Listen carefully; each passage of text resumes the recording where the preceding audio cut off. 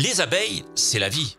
Les abeilles sont apparues sur Terre il y a 100 millions d'années. Par comparaison, les premiers hommes, Homo habilis, n'ont que 2,8 millions d'années et l'Homo sapiens, dont nous sommes issus directement, est apparu il y a 300 000 ans seulement. Il est difficile de savoir à quelle époque l'homme a commencé à récolter le miel des abeilles, mais des représentations qui datent de 4500 ans avant Jésus-Christ ont été retrouvées en Espagne.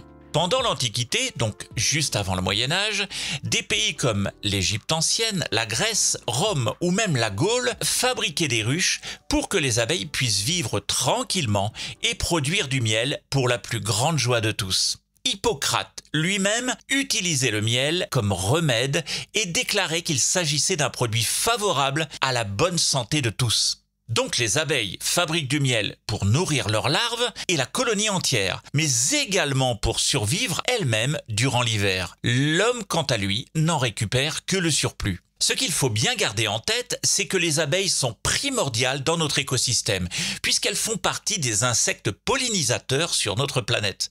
Elles vont butiner de fleur en fleur et transportent avec elles, collées à leurs pattes et à leur corps, le pollen qui va permettre aux fleurs de se reproduire. Mais savez-vous ce qu'il adviendrait s'il n'y avait plus une seule abeille sur Terre ?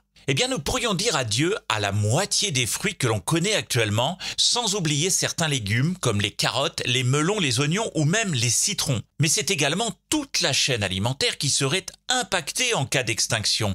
Et certaines conséquences sont même impossibles à prévoir aujourd'hui. Vous l'avez donc compris, la disparition des abeilles causerait des dommages gigantesques à l'humanité tout entière et pourrait même mettre en péril certaines populations du monde.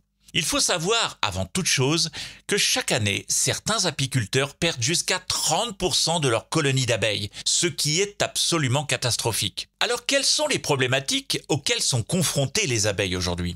Commençons par le frelon asiatique, dont vous avez sûrement déjà entendu parler. C'est une espèce très agressive qui est originaire du nord de l'Inde, de la Chine et des montagnes d'Indonésie. Cette espèce de frelon asiatique serait arrivée en France depuis 2004 de façon totalement accidentelle, semble-t-il. C'est en fait un redoutable prédateur qui fait environ 3 fois la taille d'une abeille. Il a envahi peu à peu le territoire français pour venir décimer des colonies entières. Le second problème est un parasite qui s'appelle le varroa. Celui-ci est beaucoup plus pernicieux car il va infester la colonie entière en commençant par les larves. Le varroa commence son périple en s'accrochant tout simplement à l'abdomen des abeilles qu'il rencontre lorsque celles-ci sortent pour butiner. En revenant à la ruche, le varroa va se dissimuler dans les cellules où se trouvent les larves. Il va attendre que les abeilles aient obstrué la cellule avec de la cire pour commencer son œuvre. Une fois la larve devenue abeille, elle va briser l'opercule de cire pour sortir et ainsi libérer également tous les varroas qui s'y trouvent, infestant d'autant plus toute la colonie.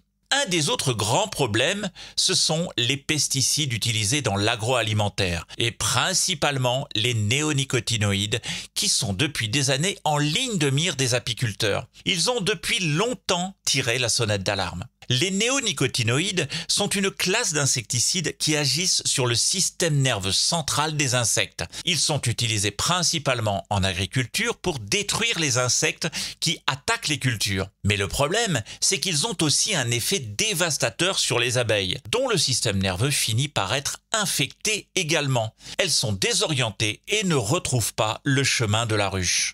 Un autre paramètre vient de la modification de l'écosystème lui-même, à travers la destruction de la biodiversité dans laquelle évoluent les abeilles. Elles ont de plus en plus de mal à trouver des champs florifères sains. Le biotope doit donc être consolidé et cela passe par la plantation de haies par exemple. Il faut également passer par l'éducation des jeunes générations afin de les sensibiliser et de les inciter à pratiquer une vraie écologie de terrain qui ne soit pas punitive mais au contraire valorisante. Et pour finir, nous avons les ondes électromagnétiques. Lorsque les abeilles butineuses sont soumises à ces ondes, elles ont des difficultés, là encore, à effectuer leur retour à la ruche. Toutes les études, quelle que soit l'origine des ondes électromagnétiques, que ce soit des lignes à haute tension, la 4G ou la 5G, rapportent les mêmes difficultés pour les abeilles à retourner vers leur colonie.